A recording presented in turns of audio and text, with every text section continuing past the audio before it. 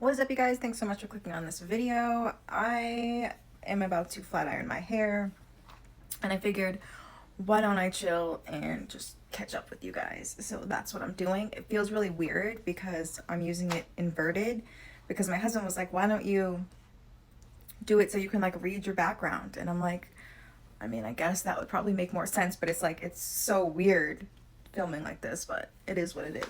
So let's catch up. What's been going on? Let's see here. So I feel like I have, well, not I feel like it's true. I've been speaking out, whether it's been on Instagram, which is Instagram is where I started kind of my deprogramming out loud journey.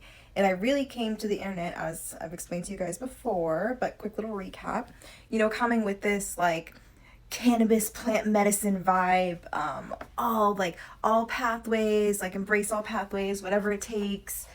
And I didn't really actively speak out against 12 step the way that I do now. But the more that I connected with other people who had been down similar paths, the more that I realized, and I was presented more resources and like actual like information, like real science and all that type of shit. I was like, oh wow, like this is insane, like this is quite crazy. But I feel like I've pretty much completed my deprogramming journey. Like, sure, there's still some dogma up here, but for the most part I've deprogrammed. And now it's like, I've spent, I feel like, a little bit of time, like a year or two now, really speaking out about the harms of 12 step, which I'll always continue to do. But now it's like kind of like the now what? Like, now what? Where do we go from here, right? I started off where I was really meek and timid about how I spoke out about the program. And now, after reading so much, because that's the great part about the internet, is that people who are further along and are more knowledgeable can offer resources for you to get more educated and realize, like when I first started talking about this, I thought there was a few people that the program didn't work for, and I was going to connect with those few people. I didn't realize that the overwhelming majority of people don't find recovery in those rooms. And what I really didn't realize, and like all of these things just kind of all clicked, more recently. But what I really didn't realize is like about evidence-based treatment, and I learned about evidence-based treatment, and I did a TikTok about evidence-based treatment, and I'll put that somewhere in this. So when I talk about my love for evidence-based treatment, it's not like there's one evidence-based treatment that I think is the way. It's more like the framework, like what makes up evidence-based treatment, I think is so important for successful treatment, right? So for example, like these three things intersect, and that's what makes evidence-based treatment. So evidence from research, right? Like science, data, clinical expertise, like people who have been in the field for a long time working with clients, and then the actual client or patient's values, their needs, their preferences. These things intersect, and if the treatment includes these three things, that is what is evidence-based treatment, right? So like my favorite part of evidence-based treatment is the personalized treatment plans, the person's like personalized goals, and obviously the research, like the facts that back up that, hey, this does work for people. Because the personalized treatment plan I shared so many times going to treatment, whether it was my first time or my millionth time, I didn't go a million times, but you get it. I had the same exact treatment plan, and whether it was me or Sally Sue, who was either 20 years older or 20 years younger, was going to have the same treatment plan as well, which makes zero fucking sense, right? And I think a person's goals is so important too, because what if the person doesn't even want to stop using? What if they just want to reduce their use, right? And I know, we've been conditioned and told that that's not possible, but again, evidence-based treatment shows us that it is possible, right? And then research, like to me, just research makes so much fucking sense, and I don't understand why, again, I know I say this all the time because I haven't seen an updated statistic, but the last time I saw it was like 93% of treatment centers use a 12-step model, yet we know it has a super low success rate. Why? Why are we doing that? It's not based in evidence. It doesn't have the things that make it evidence-based treatment, right? So it doesn't make sense to me, right?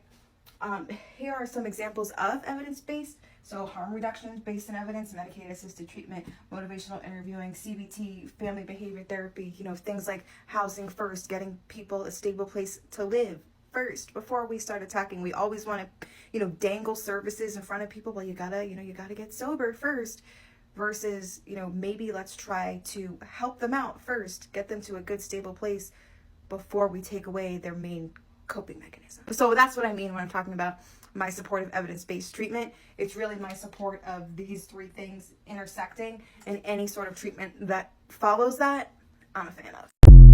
In case you guys want to hear more about it. But once you realize that there is so much data and science and studies behind what works for most people, because here's the thing, there's no pathway that works for everyone, right? But we know that people who use drugs are not these people who are completely incapable of making decisions for themselves. And we know that the more that we treat people that way, the more it makes the situation worse, right? But anyways, there's so much evidence about what does work for majority of people. And I feel like at least at the state-funded facility level, we should be holding these treatment centers accountable for using outdated practices that we know don't work for most people. Like, I feel like that should be criminal, because I didn't know until more recently that we had all this evidence-based treatment. Like, I didn't know what evidence-based treatment was. And after learning about it, I'm like, how is this not like, I know I'm probably using the wrong word for it, but like, how is this not negligence or something in some sort of way like that, to use treatment that doesn't work for most people, when we have information about what does work for most people? Like, how is that okay? I can understand why, like, private facilities, they can use whatever model they want, but we 100% need more oversight in the treatment industry in general, and in treatment and in sober living.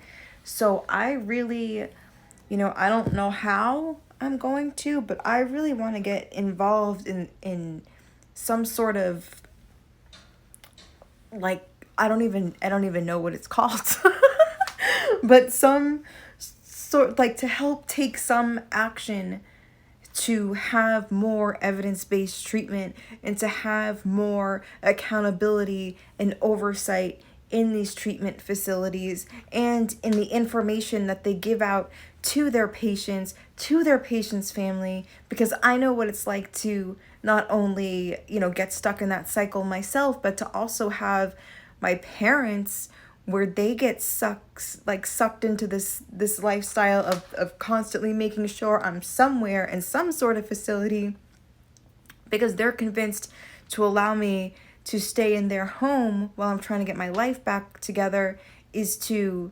unalive me, because all of these places have made my parents believe that that's enabling me and going to put me back with a needle in my, it's just, we need more facts out there. We need more evidence out there, and it's criminal, or at least it should be like an actual law. Imagine if for any other disorder there were majority of facilities using outdated treatment and that weren't using the best treatment available. Like, there would be outrage.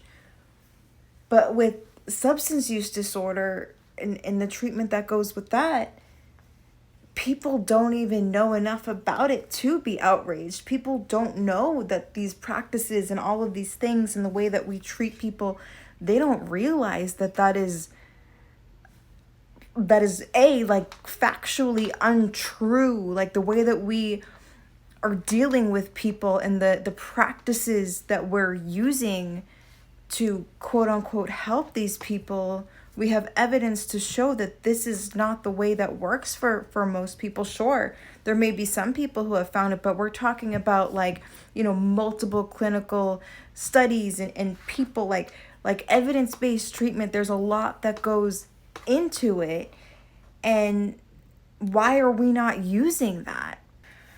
But anyways, how are you guys doing?